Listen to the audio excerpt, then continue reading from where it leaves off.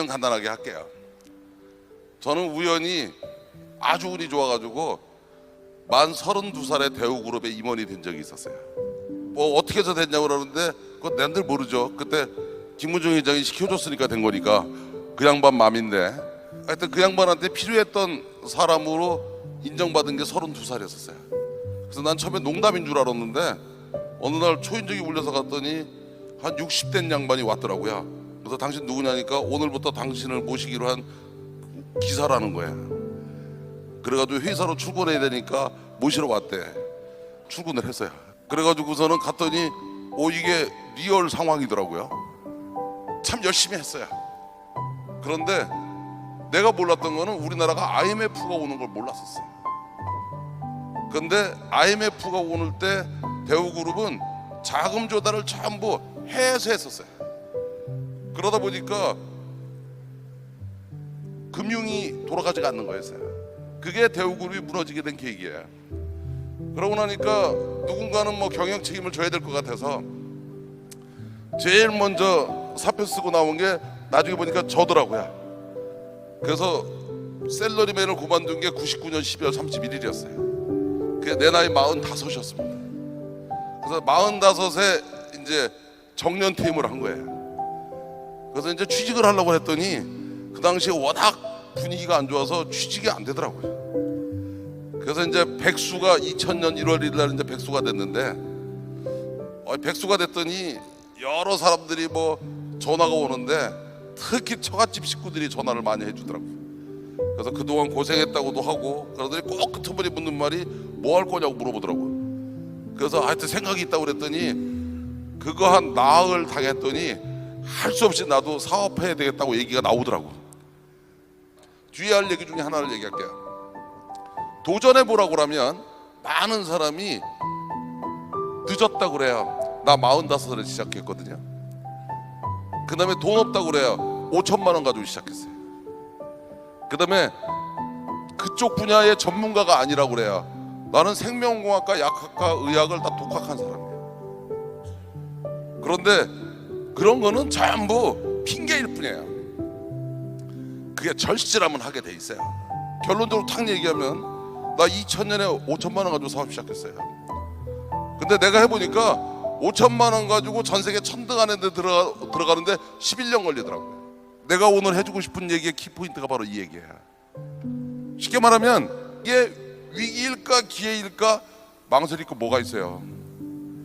하다가 실패하면 다시 하면 되는 건데, 나는 이제 와서 가만히 생각해보면 내가 성공하게 된 가장 큰 이유는 딱 뭐냐? 간단해요. 뭐 수저 타령하는 거예요. 흙 수저니 나무 수저니 뭐 또 인터넷에 보니까 정의가 있더구만. 흙 수저의 정의, 나무 수저의 정의. 저희 아버님은 그냥 조그만 장사하셨어요. 연탄 가게 하셨어요. 그래서 전 중학교 다닐 때 집에서 집에 학교 오면 그 연탄 집게에다 연탄 들고 연탄을 배달했어요. 그래서 아버님, 어머님, 저 동생들 다 연탄 배달했었어요. 그것도 기자촌이라는 동네에서. 그 산비탈 동네입니다. 그래서 뭔 수저인지는 모르겠어요. 나 대학교 다닐 때 그때는 가정교사를 못하게 해가지고 택시기사를 알바를 했었어요. 그래서 그때 한시택시라는 게 있었는데 24시간 택시 몰고 24시간 학교 다녔어요. 그래도 대학교 졸업할 때 4.3 만점에 4.18로 졸업했어요. 그러다 보니까 젊은 나이에 대우그룹에 임원이 됐는지 몰라요. 그런데 사업하면서나 봉급 찍으면서 똑같았던 거 하나는 단 하루도 그냥 살지는 않았어요. 그래서 나는 똑똑하다 안 똑똑하다는 중요하지 않다고 생각해요. 습관입니다. 생활 습관. 젊은 사람들이 제일 가지고 있는 큰 재산은 뭐냐? 젊은 시절에 있는 하루의 시간입니다. 그 시간을 어떻게 쓰느냐가 본인의 미래를 결정하는 거예요. 아버지 직업이 결정하는 것도 아니고, 내 경험은 잘난 척하고 하려고 한 게 아니라 여러분도 할 수 있다는 얘기 해주려고 한 거예요. 마음만 먹으면 여러분은 할 수 있다는 얘기입니다. 각자들 뭐 이렇게 하는 사람 얘기도 듣고 저렇게 하는 사람 얘기도 듣고 다 들었는데 공통적인 거는 다 평범했던 사람들인 거예요. 그런데 지금 와서 대단한 사람이 돼 있는 겁니다. 그 얘기는 여러분도 할 수 있다는 얘기예요. 왜냐면 나도 했으니까. 나 그렇게 대단한 사람 아니었으니까. 그래서 제가 여러분들한테 하고 싶은 말은, 다 보니까 다 그냥 그렇고 그러네. 그러면 나도 할 수 있어, 그렇게 생각하면 돼요. 오케이, 어제 됐으니까 오늘 하루만 더 살아보자. 그 다음에 내일은 오늘도 살았으니까 내일 하루 더 살자. 포기하는 게 제일 쉬운 거야.